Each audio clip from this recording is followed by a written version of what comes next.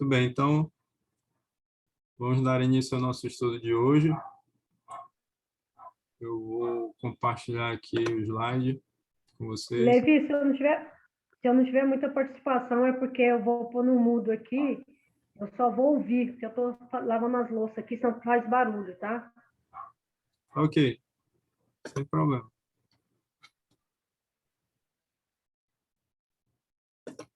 Tudo bem, meus amigos. Lembrando que se alguém tiver alguma dúvida, você pode perguntar durante a aula, ou você pode perguntar no final. A gente sempre deixa um espaço para as perguntas no final. Então, está aí, esse é o estudo sobre as profecias de Daniel e Apocalipse, sendo que agora o nosso foco são as profecias do Apocalipse, né? Já passamos do livro de Daniel e as aulas do livro de Daniel estão lá naquela playlist que eu mostrei para vocês. E nosso estudo de hoje, um reinado de 1000 anos, nós vamos falar sobre Apocalipse 20. É o capítulo do estudo de hoje, tá?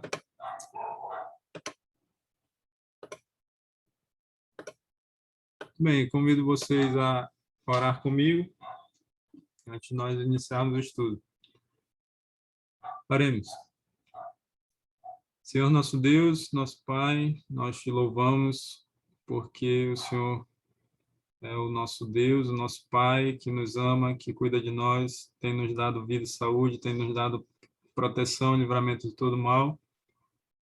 E por tudo isso, por todas essas bênçãos, nós te agradecemos, somos gratos ao Senhor e queremos, nesse momento, pedir a tua bênção sobre o estudo da tua palavra, que o Espírito Santo, que é a terceira pessoa da divindade, Deus Todo-Poderoso, esteja com cada um de nós, e assim como ele guiou os profetas que escreveram a tua palavra, que ele nos guie nesse momento também a toda a verdade, e nós possamos compreender o estudo que vamos fazer agora, e que a compreensão dessas verdades sejam para o nosso crescimento espiritual, seja também para o fortalecimento da nossa fé, e para que tenhamos esperança nas promessas que nós encontramos na tua palavra, Pai.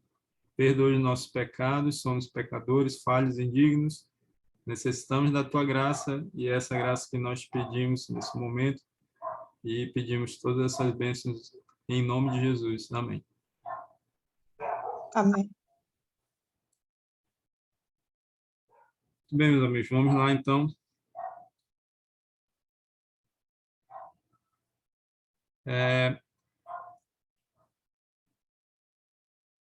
Todos nós temos uma vida corrida, né, agitada.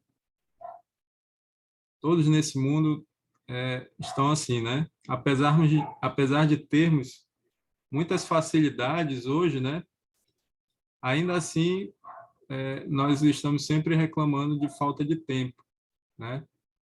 Eu penso aí nos tempos dos nossos avós, quando eles iam para a beira do rio, né? Não tinha água encanada, eles tinham que ir para a beira dos rios, dos igarapés, e aí eles iam lá, nossas avós iam lavar as roupas ali. E hoje nós só temos o trabalho de colocar as roupas dentro de uma máquina de lavar, e ela faz todo o trabalho, e algumas até já a roupa já sai enxuta, né? Mas ainda assim nós temos uma vida corrida, muitas vezes nos sentimos cansados, né? Nos sentimos estressados, mas na Bíblia nós encontramos uma grande promessa de que nós teremos 1000 anos de paz e de descanso. Você já pensou ter 1000 anos de descanso? Aqui nessa terra, né, quem trabalha de carteira assinada, enfim, tem que se contentar com 30 dias de férias por ano, né? Mas depois da volta de Jesus, nós teremos 1000 anos para descansar. 1000 anos de paz. E é sobre esses 1000 anos de paz e descanso que nós vamos estudar agora. Primeiro vamos relembrar esses 2 versos aí que foram estudados na semana passada, no estudo anterior, sobre Apocalipse 19. Apocalipse 19, versos 6 e 7. Então ouvi uma como voz de numerosa multidão, como de muitas águas e como de fortes trovões, dizendo: Aleluia, pois reina o Senhor nosso Deus, o Todo-Poderoso. Alegremo-nos, exultemos e demos-lhe a glória, porque são chegadas as bodas do Cordeiro, cuja esposa a si mesma já se ataviou. Então, esses versos aqui, nesses versos nós encontramos o anúncio da volta de Jesus, né? Quando Jesus voltar, vai iniciar o reinado de Cristo aqui nessa terra, né? E é dito ali que vai ser anunciado a chegada das bodas do Cordeiro. Bodas é um casamento, né? O casamento do Cordeiro e da noiva, né? O Cordeiro, você já sabe, é um símbolo de Jesus, e a noiva aí é a igreja de Deus, né? O povo de Deus. Então, quando Jesus voltar, vai haver essas bodas do Cordeiro, né? Esse casamento entre Jesus e a sua igreja e o seu povo, né? E estes vão se unir para nunca mais se separarem, né? Louvado seja Deus por isso, e que nós possamos ter essa esperança, né, no nosso coração, de vermos Jesus voltando e que nós possamos estar preparados para esse encontro. Quando Jesus volta, né, então se dará início a esses 1000 anos de paz e descanso, ao milênio bíblico, né? Vocês vão encontrar várias explicações para esses 1000 anos, mas a maioria das explicações que nós encontramos nas igrejas evangélicas são explicações incorretas, né? Não estão de acordo com o ensinamento da palavra de Deus. E aqui o que nós vamos ensinar é aquilo que nós acreditamos ser a interpretação correta de Apocalipse 20. Então, após a volta de Jesus, ou durante a volta de Jesus, né, acontecerão várias coisas que nós já estudamos, se não nesse estudo, mas lá no estudo bíblico A Verdade. Vai acontecer a ressurreição dos salvos, né, que lá em João 5, 28, é dito, 28, 29 é dito, é chamado de a ressurreição da vida, né, que vai participar dela aqueles que fizeram bem, aqueles que morreram salvos, né? Depois, os vivos serão transformados e todos eles, vivos e aqueles que morreram e foram ressuscitados por Jesus, ascenderão ao céu, né, para se encontrarem com Jesus nos ares. Depois, os mortos, os ímpios que estiverem vivos vão morrer. E aqueles ímpios que estiverem mortos, eles vão continuar mortos, tá? Eles continuam mortos. Os ímpios vão morrer pela manifestação da glória de Jesus, porque nenhum pecador pode permanecer vivo diante de um Deus santo, tá? E então vai se dar início à prisão de Satanás, ok? E a terra estará desolada nesse período. Tudo isso daí é o que marca o início do milênio bíblico, ok? Agora sim, nós vamos entrar em Apocalipse 20. Nós vamos ler dos versos 1 a 3. Alguém gostaria de ler? Alguém pode ler esses versos?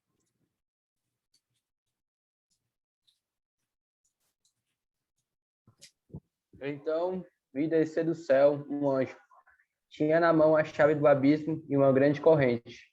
Ele segurou o dragão, a antiga serpente, que é o diabo, Satanás, e o prendeu por 1000 anos, lançou no abismo, fechou e pôs o selo sobre ele, para que não mais enganasse as nações até se completarem os 1000 anos. Depois disto, é necessário que ele seja solto por pouco tempo.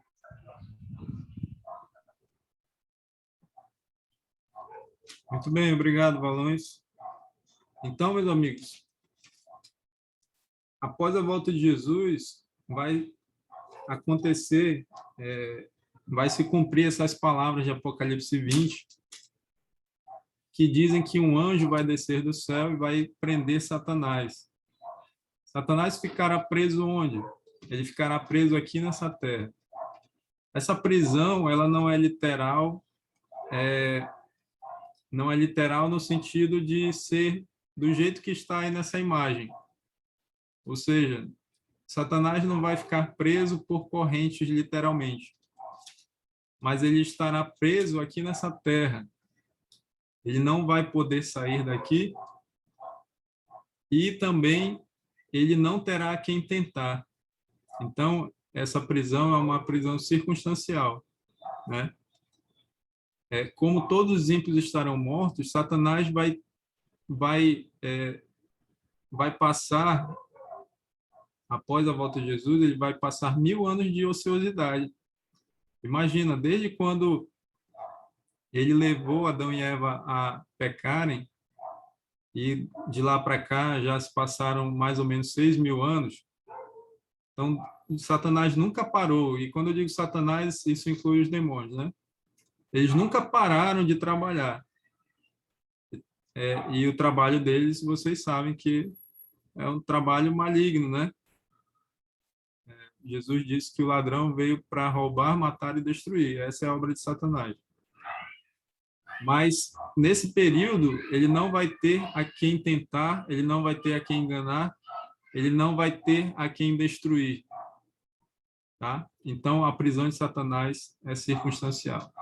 Mas diz aí, no final do verso 3, que depois disto, ou seja, depois dos 1000 anos, porque aqui diz que o anjo o prendeu por 1000 anos, né?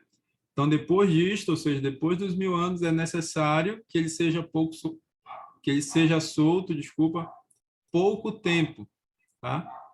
Isso quer dizer que essa prisão circunstancial vai terminar depois dos 1000 anos. E a gente vai ver isso mais na frente.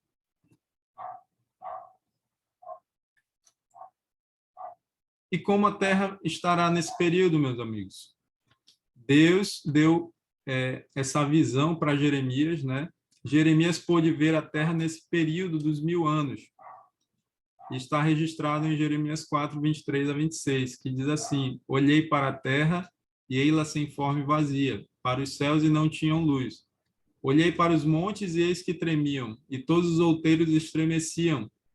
Olhei e eis que não havia homem nenhum. Olha só, não vai haver homem nenhum. Por quê? Porque os salvos estarão no céu e os perdidos estarão mortos. E todas as aves dos céus haviam fugido. Olhei ainda e eis que a terra fértil era um deserto, e todas as suas cidades estavam derribadas diante do Senhor, diante do furor da sua ira. Então, meus amigos, vejam que a terra estará num estado de caos total, né? E ela voltará a ser como ela era antes de ser criada. Porque lá em Gênesis 1:2 diz que a terra era sem forma e vazia e havia trevas sobre a face do abismo. E Jeremias olha para a terra e vê a terra novamente sem forma, vazia e sem luz, né? Além disso, haverá terremotos constantes, não haverá nenhum tipo de vida, nem vegetal, nem animal, nem de seres humanos, né, como nós já falamos. Porque, imagina, não vai ter luz, sem luz não há vida, né? E tudo estará destruído, ou seja, todas as obras humanas estarão destruídas nesse período dos 1000 anos, ok? Do milênio bíblico. Então, o que acontece durante o milênio? Os salvos estarão no céu, reinando com Cristo, tá? Daí o título desse estudo, um reinado de 1000 anos. Jesus estará reinando lá no céu juntamente com os salvos, tá? Nós vamos já ver o texto. Os ímpios estarão mortos, todos eles, Satanás estará preso e a terra desolada. Assim estará a terra durante os 1000 anos.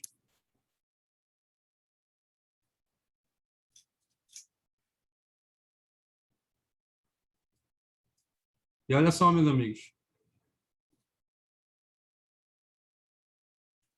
Atos 17:31 diz que vai haver um dia em que todos serão julgados, né? Porquanto estabeleceu um dia em que há de julgar o mundo com justiça por meio de um varão que destinou e acreditou diante de todos, ressuscitando dentre os mortos. Só um minuto aí, meus amigos.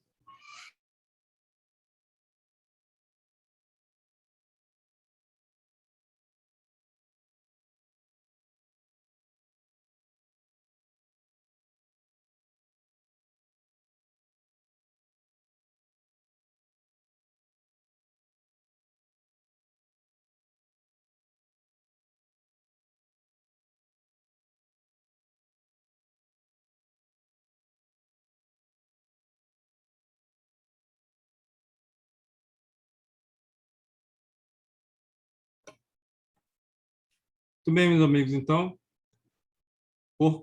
Atos 17:31 diz: porquanto estabeleceu um dia em que há de julgar o mundo com justiça, por meio de um varão que destinou e acreditou diante de todos, ressuscitando dentre os mortos. Quem foi que Deus ressuscitou dentre os mortos?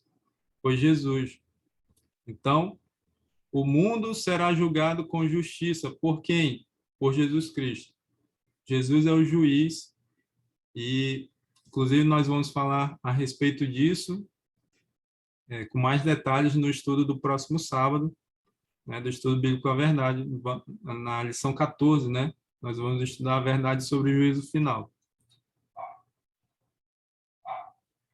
E aí, meus amigos, nesse período dos 1000 anos, vai acontecer uma das 3 fases do juízo, tá? Mas nós vamos ver detalhadamente cada uma dessas fases. Primeiramente, o juízo pré-advento, né? Ou o juízo investigativo. Esse juízo ele foi anunciado na primeira mensagem angélica, tá? Antes de 1844 ele começou a ser essa mensagem, né? A primeira mensagem angélica começou a ser pregada e ela anunciava a chegada do juízo. Diz aí, né? Vi outro anjo voando pelo meio do céu, tendo um evangelho eterno para pregar aos que se assentam sobre a terra e a cada nação e tribo, língua e povo, dizendo em grande voz: temei a Deus e dai-lhe glória, pois é chegada a hora do seu juízo, e adorai aquele que fez o céu e a terra e o mar e as fontes das águas.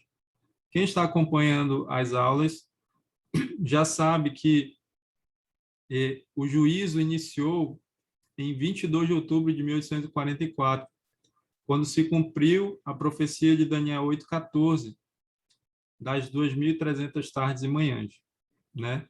Nesse dia, exatamente nesse dia, Jesus ele passou do lugar santo no santuário celestial para o lugar santíssimo, ou o santo dos santos. No santo lugar, Jesus tinha um ofício, ou tem um ofício, né, de sacerdote, ou de advogado, de mediador, de intercessor. Quando essa profecia se cumpre exatamente nesse dia, Jesus então sai do santo lugar e ele entra para o santo dos santos. E aí Jesus assume uma segunda função no plano da salvação, que é a função de juiz, tá? E aí Jesus começa a julgar. Então Jesus hoje ele ocupa as 2 funções no santuário celestial: a função de sacerdote e de sumo sacerdote. Como sacerdote, Jesus nos defende diante do Pai. Jesus intercede por nós diante de Deus o Pai. Como juiz, Jesus julga a humanidade. E isso nos inclui. Tá? Lembrando que, nessa primeira fase do juízo, não serão julgadas todas as pessoas. Lá no livro de Pedro, na carta de Pedro, não lembro se é a primeira ou segunda, mas lá diz que o juízo deve começar pela casa de Deus. Então, o juízo pré-advento ou juízo investigativo, ele será apenas para o povo de Deus. E aí, para ficar mais fácil de entender, quem é o povo de Deus? São aqueles que têm o seu nome ou tiveram o seu nome inscrito no livro da vida. Tá? E por que que aqueles que não têm o nome inscritos no livro da vida não serão julgados? Porque eles serão julgados na segunda fase do juízo, que nós vamos ver depois. Tá? E, como diz lá no livro de João, Jesus disse que eles não são julgados porque, como eles não aceitaram a Jesus, né, então eles automaticamente já estão condenados. Eles nem passam eles nem precisam ser julgados, né? Vamos dizer assim, na primeira fase. Eles vão ser julgados na segunda. E por que que os salvos precisam ser julgados, meus amigos? Porque aquela história que é pregada por muitas igrejas evangélicas, que diz que uma vez salvo, salvo para sempre, é mentirosa. Isso é um grande engano. Uma vez salvo, você não está salvo para sempre. Tá? E aí, como isso é verdadeiro, que se eu estou salvo hoje, isso não significa que eu estarei salvo amanhã. Então, Jesus precisa julgar a todos que têm o seu nome escrito no livro da vida, para saber se esse nome vai permanecer ou não no livro da vida. Aqueles que perseverarem até o fim, Jesus disse, esses serão salvos. Então, aqueles que um dia que aceitaram Jesus e que tiveram o seu nome escrito no livro da vida, que perseveraram até o fim, esses serão salvos. Ou seja, Jesus vai julgá-los, e se eles permaneceram fiéis a Deus, se eles permaneceram amando a Deus e fazendo a sua vontade, o nome deles permanece no livro da vida. E aqueles que não fizeram isso terão seus nomes apagados do livro da vida. E vão se perder juntamente com os ímpios. Tá? E aí, meus amigos, quando Jesus terminar esse julgamento de todos aqueles que vão participar da primeira fase, a porta da graça se fecha e Jesus sai do santuário. Tá? Isso está registrado no livro do Apocalipse. Tá? E quando isso acontecer, acaba a oportunidade de salvação. E isso vai acontecer exatamente, a porta da graça vai se fechar, quando a terceira mensagem angélica for pregada ao mundo e as pessoas forem avisadas de que, se elas continuarem adorando a besta e a sua imagem, elas receberão o cálice da ira de Deus e receberão a marca da besta. Tá? Então, quando essa mensagem for pregada e ficar bem clara a diferença entre aqueles que são de Deus e aqueles que não são de Deus, aqueles que aceitarem o sábado bíblico ou aqueles que aceitarem o sábado falso, né? Então, quando todos tiverem a oportunidade de decidir de que lado vão ficar, então Jesus termina a sua obra como juiz e também como advogado no santuário celestial. A porta da graça se fecha, a oportunidade de salvação termina para todos, porque todos já tiveram essa oportunidade. E então, logo em seguida, Jesus volta para dar cumprimento aí a tudo que nós vimos até aqui. Tá? Jesus volta, os mortos em Cristo ressuscitam, os salvos são transformados, todos são arrebatados para se encontrarem com Jesus nos ares, os ímpios vivos serão mortos, e aí começa os 1000 anos, ok? E é exatamente durante esse período dos 1000 anos que haverá a segunda fase do juízo, que é o juízo comprobatório, ou o juízo de comprovação. tá? E aí você vai entender por que ele é um juízo de comprovação. Vamos ler Apocalipse 20, verso 4 agora. Alguém pode ler?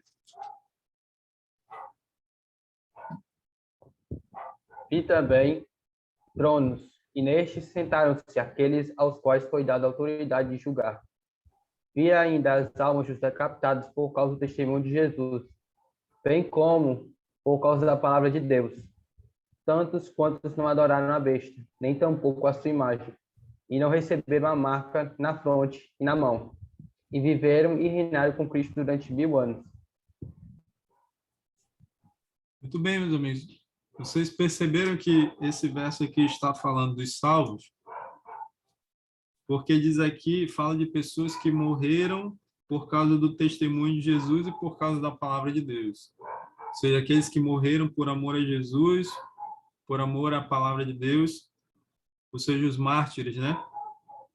Fala daqueles que não adoraram a besta nem a sua imagem, que não receberam a marca na fronte e na mão. Ou seja, está falando dos salvos.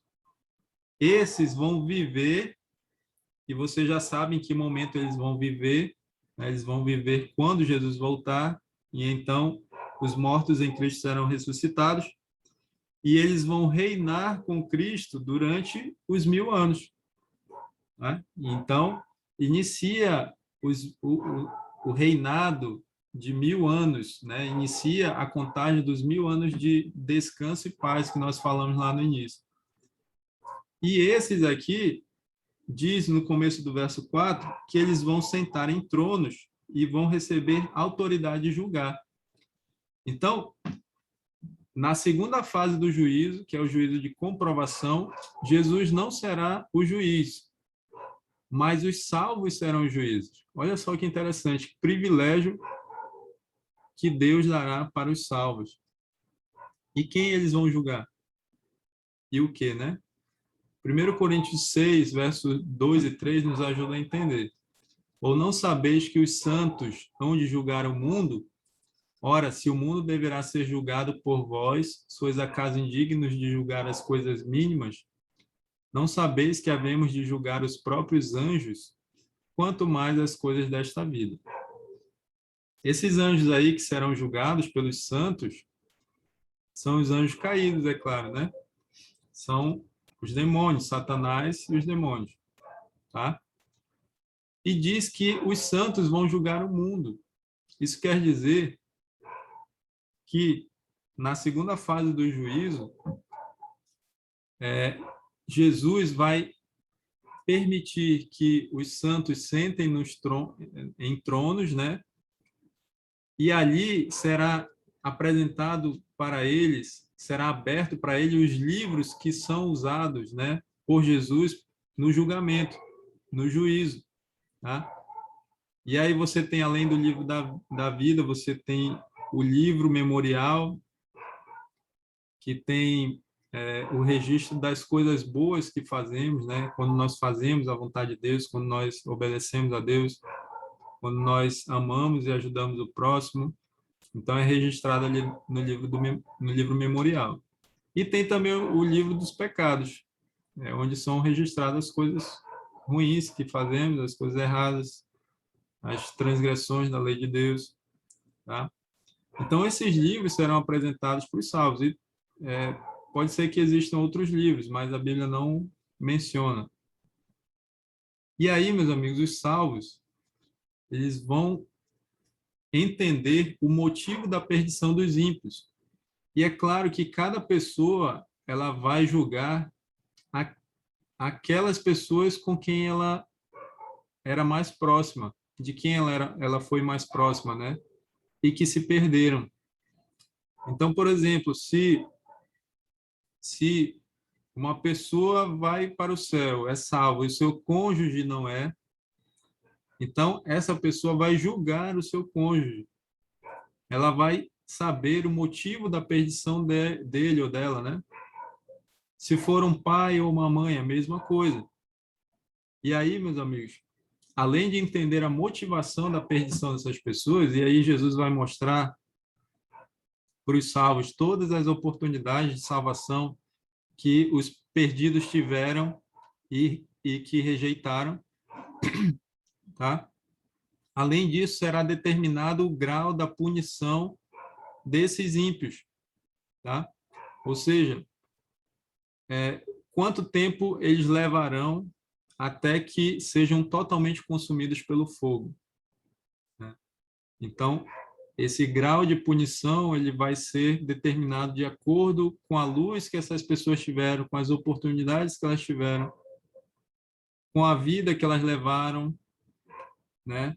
Se foi uma vida totalmente desregrada, de pecado ou não, enfim.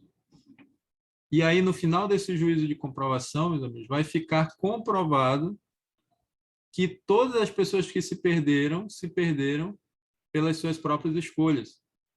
E que Jesus, ao julgar essas pessoas e condená-las, né, Jesus não foi injusto, que todas elas se perderam e vão receber a condenação final de forma justa. Por isso que lá em Atos 17 diz que Jesus julgará o mundo com justiça, e essa justiça de Deus será comprovada ao final dos 1000 anos. No final dos 1000 anos, ninguém terá dúvidas de que Jesus foi justo, de que Deus foi justo no julgamento de todos os ímpios. Ok? E então haverá a terceira e última fase do juízo, que é o juízo executivo. É quando será dada a recompensa final aos salvos e aos perdidos. E aí nós vamos ler Apocalipse 20, os versos 7 e 8. Tá? Alguém pode ler? Eu leio. Pode ler. Quando, porém, se completarem os 1000 anos, Satanás será solto da sua prisão e sairá a seduzir as nações que há nos 4 cantos da terra, Gog e Magogues, a fim de reuni-las para a peleja. O número dessas é como a areia do mar. Muito bem. Obrigado, Mirna. Então, quando se completarem os 1000 anos, Satanás será solto da sua prisão. Isso já tinha sido falado lá no verso 3, que nós vimos, quando diz que é necessário que Satanás seja solto pouco tempo. Então, esse pouco tempo que Satanás será solto será depois dos 1000 anos, quando se completarem os 1000 anos. E o que vai acontecer? O verso 8 diz que ele sairá a seduzir as nações que há nos 4 cantos da terra, a fim de reuni-las para a peleja. O número dessas é como a areia do mar. Então, imagina, meus amigos, o número dos perdidos é um número que a gente não tem nem noção, né? Imagina quantas pessoas já passaram por esse mundo, desde Adão e Eva, até Jesus voltar, né? Que nós cremos que está perto esse dia. Mas, levando em consideração que o número dos perdidos sempre foi muito maior do que o número dos salvos, né? Então, vai ser uma multidão de pessoas, e tanto é que a Bíblia compara com o número dessas pessoas, né, com a areia do mar. Então, serão muitas pessoas. Satanás terá um exército gigantesco. E aí ele vai enganar essas pessoas pela última vez e vai convencê-las de que eles podem conquistar pela força aquilo que eles não conquistaram de forma gratuita, né? Ou seja, Jesus ofereceu a eles a salvação, Jesus ofereceu a eles a vida eterna, Jesus ofereceu a todos a oportunidade de viverem na Cidade Santa, né? E na Nova Terra, mas como eles rejeitaram a oferta da graça, né? A oferta de salvação, eles vão tentar conquistar pela força, e Satanás vai convencê-los de que, por eles serem o número deles ser muito maior do que o número dos salvos que estarão dentro da Cidade Santa, Satanás vai convencê-los de que eles podem conquistar a Cidade Santa à força. E aí é isso que eles vão tentar fazer. E aí nós vamos ler aí Apocalipse 21, versos 1 e 2, que isso aqui vai se cumprir depois dos 1000 anos, né? João, em visão, ele diz que viu o novo céu e nova terra, pois o primeiro céu e a primeira terra passaram e o mar já não existe. Vi também a cidade santa, Nova Jerusalém, que descia do céu da parte de Deus, ataviada como noiva adornada para o seu esposo. Então, meus amigos, lá em João 14, de 1 a 3, Jesus prometeu que quando ele voltasse para o céu, ele prepararia para os seus filhos um lugar, né? Esse lugar que Jesus está preparando para os salvos é dentro da cidade santa, que é chamada de a Nova Jerusalém. Essa será a capital da nova terra. Depois de se completar os 1000 anos, essa cidade santa vai descer do céu e dentro dela estarão Jesus e todos os salvos, tá? Essa cidade santa vai pousar aqui na terra, ela não vai ficar suspensa, tá? Mas ela vai pousar na terra, mais especificamente lá onde hoje é o Monte das Oliveiras, que é exatamente o local de onde Jesus partiu para o céu, né, depois que ele ressuscitou. E ali a cidade santa vai pousar, e é ali que vai se dar esse confronto final entre Satanás e o seu exército, o exército dos perdidos, e Jesus e o seu exército, que são os salvos que estarão dentro da cidade santa. O que vai acontecer depois? Vamos ler os versos 9 e 10. Alguém pode ler?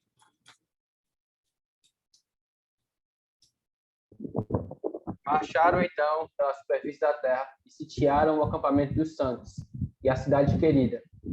Desceu, porém, fogo do céu e os consumiu. O diabo, o sedutor deles, foi lançado para dentro do lago de fogo e enxofre, onde já se encontram não só a besta, como também o falso profeta, e serão atormentados de dia e de noite pelos séculos dos séculos. Muito bem, obrigado, Valões. Então, meus amigos, o que vai acontecer? Satanás convenceu, ou vai convencer, né, os perdidos de que eles podem conquistar a cidade à força. Então, eles vão marchar em direção à cidade santa. Eles vão chegar a sitiar é cercar. Então, eles vão cercar a cidade santa, só que é nesse momento que Jesus vai ordenar que desça fogo do céu, e esse fogo do céu vai consumir. E quando diz consumir, meus amigos, é não sobrar nada da pessoa, é não sobrar nenhuma partícula sequer. Esse fogo vai consumir totalmente cada pessoa, tá? E o último a ser totalmente consumido pelo fogo será Satanás. Porque além de levar os pecados dele, ele vai levar sobre ele o pecado de todos os salvos também. E aí, meus amigos, esse é o juízo executivo. Os salvos vão receber de Jesus como recompensa a vida eterna, e os perdidos receberão como recompensa, pelas suas próprias escolhas, a morte eterna. Então, eles serão lançados dentro do lago de fogo e enxofre, e ali eles serão queimados, e eles serão totalmente consumidos. Mas aí você pode estar se perguntando, mas Levi aí diz que eles serão atormentados de dia e de noite pelos séculos dos séculos. Dá a entender que eles vão queimar eternamente. E aí vai contra o que eu acabei de falar, que eles serão totalmente consumidos. Aí, meus amigos, nós temos aquele princípio de que você não pode se basear em um verso para você chegar a uma conclusão, né? Você tem que ver outros textos que falam sobre o mesmo assunto para que você possa chegar a uma conclusão final. E aí, se você vê outros textos, então você vai concluir que essa linguagem aí, ela não quer dizer que os perdidos queimarão eternamente, mas sim que essa morte, ela será eterna, né? Ela será eterna no sentido de que a morte é para sempre, né? É eterna mesmo. Não no sentido de que eles queimarão eternamente, tá? Porque a Bíblia diz que essa destruição será total e repentina, tá? Então, os ímpios e também Satanás e seus anjos queimarão até serem totalmente consumidos por esse fogo. E esse, então, meus amigos, será o dia do acerto de contas. Tudo que Satanás fez, toda a maldade que ele fez, toda a destruição, né, que ele e seus anjos fizeram, que parece que eles não pagam, né, por toda a maldade que eles fazem, já fizeram, mas esse dia vai ser o dia do acerto de contas com Satanás e seus anjos. Então, eles vão receber também a recompensa deles. Eles também vão morrer eternamente. E esse mesmo fogo, meus amigos, que vai destruir o mal, quando diz que vai destruir o mal, é porque vai destruir o pecado, né? E para que o pecado seja destruído, os pecadores têm que ser destruídos, né? Esse fogo também vai purificar o nosso planeta. E depois que esse fogo apagar, Jesus vai criar um novo céu e uma nova terra. E essa nova terra será o eterno lar dos salvos. Ou seja, a nova terra não vai ser em outro planeta, vai ser nesse planeta que nós vivemos hoje, vai ser aqui na Terra, né? E tanto é que ela tem esse nome, Nova Terra, né? Então, a nova terra será o eterno lar dos salvos. E aí, meus amigos, aí sim nós vamos poder, depois dos 1000 anos de férias que nós vamos ter lá no céu, aí nós vamos desfrutar não só de 1000 anos, que para nós já é algo impensável, né? Viver 1000 anos, mas nós vamos viver por toda a eternidade na nova terra. E aí nós vamos poder conversar, abraçar Jesus Cristo, vamos poder ouvir dele, da boca dele, o plano da salvação, tudo que ele fez por nós, e nós seremos eternamente gratos pelo que ele fez por nós. E nós vamos sempre reconhecer que, se nós fomos salvos, foi pelo que Jesus fez por nós. E aí, meus amigos, se nós tivermos o privilégio de estarmos no céu durante os 1000 anos e depois na nova terra por toda a eternidade, nós vamos viver uma vida de eterna alegria ao lado de Jesus, ao lado do Pai, ao lado do Espírito Santo e também ao lado dos nossos queridos, dos nossos familiares, se eles estiverem lá também, né? É por isso que nós temos que ser uma influência para a salvação dos nossos familiares, se nós queremos tê-los conosco no céu e depois na nova terra, né? Eu tenho certeza que todos que são pais querem ter todos os seus filhos ao seu lado, né? Todos que são casados querem ter o seu cônjuge do lado, né? Mas nem sempre os nossos cônjuges, os nossos filhos, os nossos pais, pai ou mãe, nem sempre eles escolhem, nem sempre eles escolhem servir a Jesus, né? Ou pode ser que eles não estejam no caminho verdadeiro. E você que está aprendendo essas verdades, você tem o dever, se você também quer que eles que eles desfrutem de todas essas maravilhas que Deus nos promete na sua palavra, todos nós temos o dever de falar dessas verdades para eles e de apresentar essas promessas, aquilo que Deus promete para cada um de nós, que é muito melhor do que os prazeres que esse mundo oferece. Esse mundo oferece muitos prazeres, mas todos eles são passageiros e no final levam à morte. Mas aquilo que Deus nos oferece é eterno e jamais passará. Uma vida de eterna felicidade no céu e depois na nova terra. Então, meus amigos, diferente do que muitos falam de que o Apocalipse é um livro que não pode ser entendido e que é um livro que só tem desgraças, vocês estão vendo que, pelo contrário, o livro do Apocalipse pode ser entendido por todos. E o livro do Apocalipse contém muitas promessas que trazem esperança ao nosso coração. Então, que você se apegue a essas promessas, que você creia nelas e que você se prepare para receber, para que essas promessas se cumpram na sua vida.